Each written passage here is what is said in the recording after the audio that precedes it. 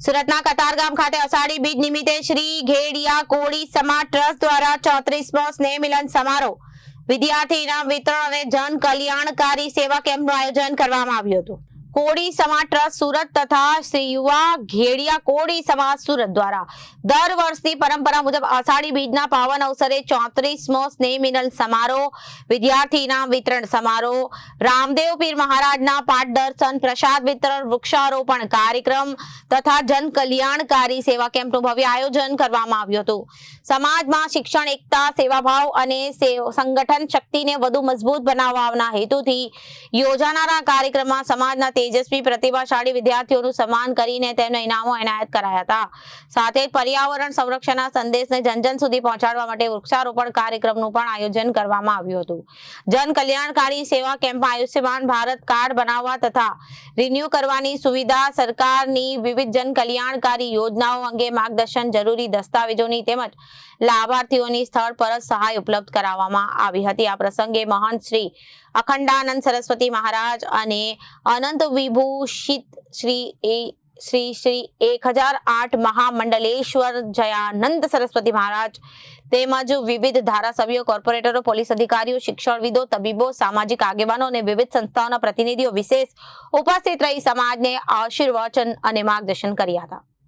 કાર્યક્રમ દરમિયાન શિક્ષણનું મહત્વ, યુવા શક્તિ, સામાજિક એકતા, સમાજ વિકાસ, પર્યાવરણ સંરક્ષણ તથા સરકારની વિવિધ કલ્યાણકારી યોજનાઓનો વધુમાં વધુ લાભ લેવા અંગે માર્ગદર્શન આપવામાં આવશે। ઉપરાંત સમાજના સભ્યો વચ્ચે સ્નેહ, સહકાર અને સંગઠન ભાવ વધુ મજબૂત બને તેવા વિવિધ કાર્યક્રમોનું પણ આયોજન કરવામાં આવ્યું। શ્રી ઘેડિયા કોળી સમાજ ટ્રસ્ટ સુરત તથા શ્રી યુવા ઘેડિયા કોળી સમાજ સુરત દ્વારા સમાજના તમામ ભાઈઓ, બહેનો, યુવાનો, વડીલો તેમજ વિદ્યાર્થીઓને પરિવાર સાથે મોટી સંખ્યામાં ઉપસ્થિત રહી કાર્યક્રમને સફળ બનાવ્યો હતો। મારું નામ દિલીપભાઈ લીલાભાઈ કેતરખેડિયા, હું ઘેડિયા કોળી સમાજ ટ્રસ્ટના પ્રમુખ તરીકે મારી ફરજ બજાવું છું।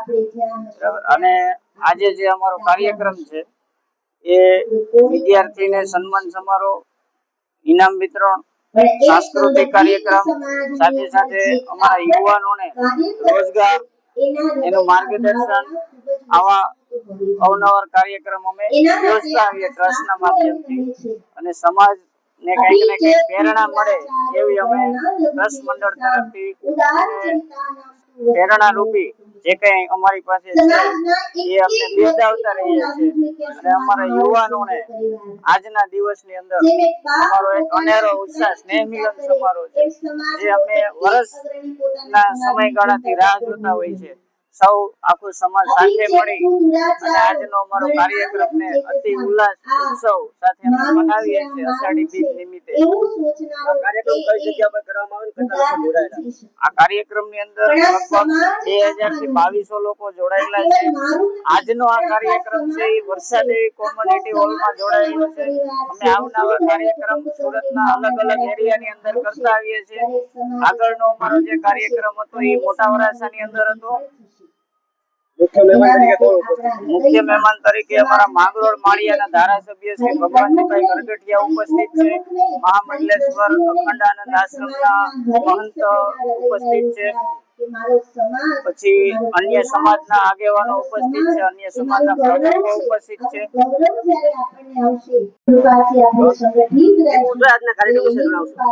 આજનો અમારો કાર્યક્રમ છે વિદ્યાર્થીઓના સ્નેહ મિલન સમારોહ, પછી એને પ્રોત્સાહિત ઇનામ અને વડીલોનું સન્માન અને નાની બાળાઓનું સ્વાગત ગીત અને એક એક્શન ગીત રાખેલું છે જે સાંસ્કૃતિક રીતે, અને આયુષ્યમાન કાર્ડ કે જે આપણા સમાજના કોઈ પણ ભાઈઓને ન હોય તો એને મળી રહે એના માટે અમે પણ એનું પણ એક આયોજન કરેલું છે। ખાસ કરીને આજના યુવાધનને મારો એ જ સંદેશ છે કે જેમ બને તેમ પોતે આગળ વધે, પ્રગતિ કરે અને સમાજને ઉપયોગી રહે અને વ્યસનથી મુક્ત રહે। બસ આજના મારા યુવાધનને એ જ સંદેશો છે। Reporter Arvind Rathod, Janadesh news, Surat.